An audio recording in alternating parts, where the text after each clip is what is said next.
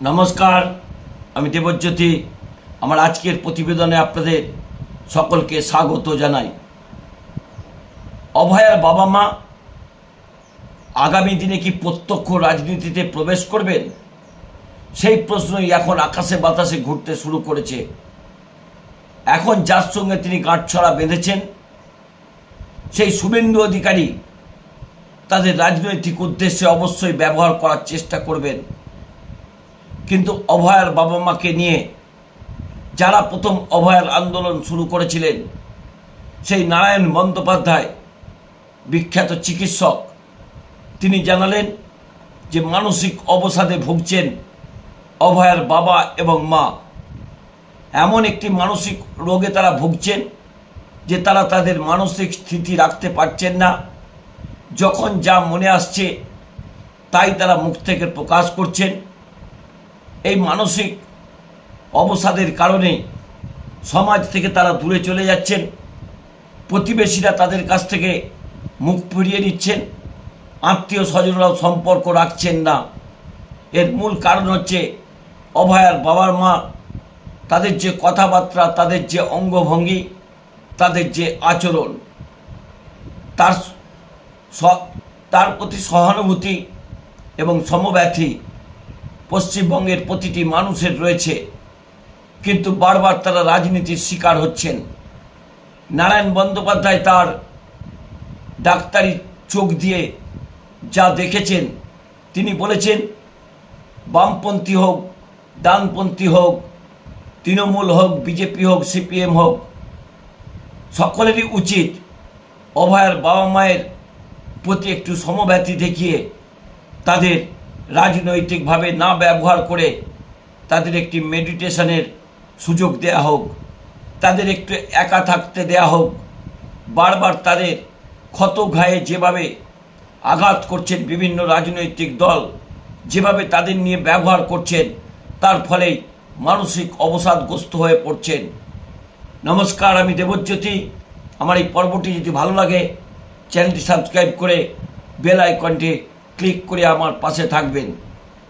যে কথা বলছিলাম, অভয়ার বাবা মা বারবার রাজনৈতিক কানাগলির মধ্যে প্রবেশ করে যাচ্ছেন। এতদিন পর্যন্ত বামপন্থী চিকিৎসকেরা তাকে নিয়ে ব্যবহার করেছেন রাজনৈতিক ঘুঁটি হিসেবে মমতা বন্দ্যোপাধ্যায়কে ক্ষমতা থেকে সরানোর জন্য।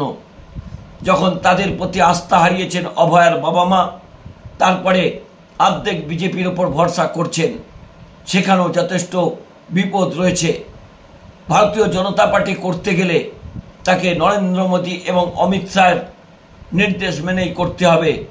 কিন্তু এই অভয়ার বাবা মা যেভাবে অমিত শাহের সিবিআইকে ঘুষখোর বলছেন, যে অমিত শাহের সিবিআই নাকি পয়সা খেয়ে কুণাল ঘোষের সঙ্গে সেটেলমেন্ট করে তারা অন্য রিপোর্ট দিয়েছেন, সেই কথাই যদি সত্যি হয়, তাহলে অভয়ার বাবা মা কেন শুভেন্দু অধিকারীর সঙ্গে পথ হাঁটছেন?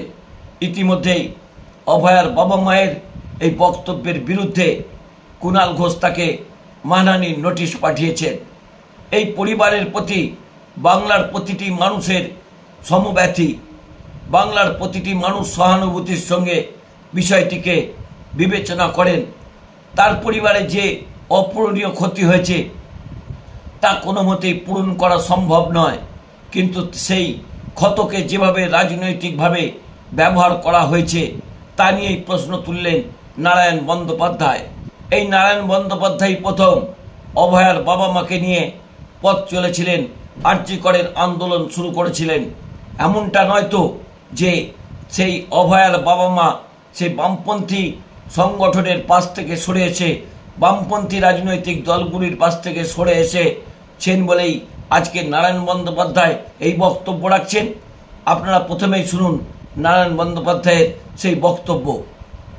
একটা কথা, ওর মা বাবার আমি মেন্টাল কন্ডিশনটা খুব ভালো বুঝতে পারছি। এটা আমরা আমাদের ডাক্তারি পরিভাষায় বলি পোস্ট ট্রমাটিক স্ট্রেস ডিসঅর্ডার। এই ডিসঅর্ডারের মধ্যে দিয়ে ডেফিনেটলি ওনারা দুজনেই যাচ্ছেন। এই ডিসঅর্ডারে কি হয়, সবসময় তার মেয়ের কথা মনে পড়ে। যে বাবা একটা সেলাই করে একটা মেয়েকে বড় করেছে, অনেক আশা নিয়েছিল, যে মা যে বড় হয়ে মেয়েটা একটা মুখ উজ্জ্বল করবে, সে তাকে হঠাৎ করে রেপ এবং খুন অথবা রেপ হতে হয়েছে, এটা ওনারা কিন্তু মাথা থেকে ভুলতে পারছেন না। এটাকে বলে হচ্ছে কন্টিনিউয়াসলি পেছনের ফ্ল্যাশব্যাক চলে আসে। আর পোস্ট ট্রমাটিক ডিসঅর্ডারে কি হয়, স্ট্রেস ডিসঅর্ডারে অনেক সময় অ্যাংজাইটি হয়, ডিপ্রেশনে হয়, ওনারা দুটোতেই ভুগছেন, ওনারা আগে থেকেই কিন্তু অসুস্থ। নাম্বার 2, মুড সুইং ভীষণ হয়। কখনো কখনো দেখবেন ওনার মারা ভীষণ মুড সুইং করছেন। আমি কিন্তু সে রাম হোক আর বাম হোক কাউকেই বলবো না অভয়ার মাকে নিয়ে এই কেসের অ্যাডভান্টেজ না নিতে। অভয়ার মা এবং বাবাকে যেন এই কেসের অ্যাডভান্টেজ থেকে সরিয়ে দেওয়া হয়, সেটা আমার কিন্তু ডাক্তার হিসেবে একান্ত মতামত। তাদের একটা মেডিকেশন দরকার, তাদের একটুখানি সাইকোথেরাপি, অন্য থেরাপিগুলো দরকার, তারা নিজেরা করুক, কিন্তু কোনো দলের ছত্রছায়ায় অভয়ার মাকে নিয়ে যাওয়া বা টেনে নিয়ে যাওয়া এটা অমানবিক, ডাক্তারি মতে আমার মত। আপনারা বিখ্যাত চিকিৎসক নারায়ণ বন্দ্যোপাধ্যায়ের বক্তব্য আপনারা শুনলেন। কোন পথে যাবেন অভয়ার বাবা মা? বিভিন্ন চিকিৎসকদের মতামত অনুযায়ী কোনো মানসিক ডাক্তারের কাছে তাদের চিকিৎসা করানো উচিত, মেডিটেশন করা উচিত, তবেই তাদের মানসিক স্থিতি ফিরতে পারে। কারণ যে অভয়ার আন্দোলন বামপন্থী চিকিৎসকেরা এতদিন পর্যন্ত পাদপ্রদীপের আলোয় নিয়ে এসেছিলেন, যে বামপন্থী ডাক্তার কুল এই অভয়ার আন্দোলনকে এত দূরে নিয়ে গেছিলেন, সেই অভয়ার বাবা মা এই বামপন্থী চিকিৎসকদের সিপিএম বলে আক্রমণ করছেন, অভয়া মঞ্চকে সিপিএমের মঞ্চ বলে আক্রমণ করছেন। এটাও কিন্তু তার মানসিক স্থিতিশীলতার অভাবের প্রকৃষ্ট উদাহরণ। কিন্তু অভয়ার বাবা মা কেন বারবার রাজনৈতিক কানাগলিতে তারা প্রবেশ করছেন? ভারতবর্ষের সংবিধান, ভারতবর্ষের আইন, ভারতবর্ষের শাসন ব্যবস্থাকে মেনে নিয়েই ভারতবর্ষে আমাদের থাকতে হয়। ভারতবর্ষের অখণ্ডতা, ভারতের গণতন্ত্রকে আমাদের মেনেই ভারতবর্ষের স্বাধীনতাকে সম্মান জানিয়েই থাকতে হয়। সেই আইন ব্যবস্থার প্রতিও অভয়ার বাবা মা ভরসা রাখতে পারছেন না। আইন ব্যবস্থা যাদের উপর নির্ভর করে সেই সংস্থাগুলোর উপরও ভরসা রাখতে পারছেন না। তারা পাচ্ছেন না কলকাতা পুলিশের উপর ভরসা রাখতে, তারা পাচ্ছেন না রাজ্য সরকারের উপর ভরসা রাখতে, তারা পাচ্ছেন না কেন্দ্রীয় সরকারের উপর ভরসা রাখতে, তারা পাচ্ছেন না সিবিআইয়ের উপর ভরসা রাখতে। তাহলে কার উপর ভরসা রাখবেন? আইন ব্যবস্থার উপরও ভরসা করতে পারছেন না। তাহলে কে বিচার তাদের দেবেন? বিচার তো তাদের আদালত থেকেই আদায় করতে হবে। সেই আদালতের বিচারের প্রতিও যদি প্রশ্ন তোলেন তাহলে তো অত্যন্ত অনিশ্চয়তার মধ্যেই তারা পড়ে যাচ্ছেন। এর কারণ কিন্তু সেই মানসিক অবসাদ। কয়েকজন বিশিষ্ট মানসিক রোগ বিশেষজ্ঞ ডাক্তারের সঙ্গে গতকালই এ বিষয়ে যোগাযোগ করে বেশ কিছু তথ্য সংগ্রহ করেছি, যা আপনাদের সামনে প্রতিবেদনে তুলে ধরব। এসএসকেএম হাসপাতালের এক সময়ের সাইকিয়াট্রিস্ট ডিপার্টমেন্টের প্রধান ছিলেন। তিনি যেটা বললেন যে বারবার রাজনীতির শিকার হচ্ছেন, বিভিন্ন জায়গায় তাদের প্রলোভন দেখানো হচ্ছে। সেই রাজনৈতিক প্রলোভন হতে পারে, অন্য কোনো প্রলোভন দেখানো হতে পারে। সেই প্রলোভনের শিকার হচ্ছেন এই অভয়ার বাবা মা। তাদের উচিত অবিলম্বে ঘরবন্দি হয়ে বিশিষ্ট মানসিক চিকিৎসকদের সঙ্গে পরামর্শ করে মেডিটেশন করা উচিত এবং একা থেকে নিজেদের মানসিক স্থিতিকে ফিরিয়ে আনা উচিত। আত্মীয় স্বজনদের সঙ্গে সম্পর্ক তৈরি করা উচিত এবং কাউন্সেলিং করানো উচিত। অভয়ার বাবা মা কি এগুলো মানবেন? কারণ তিনি মানবেন না।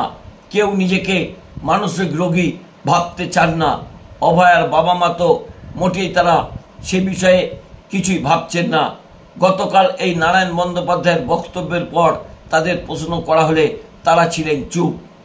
কারণ তারা যে রাজনীতির কানাগলিতে প্রবেশ করেছেন।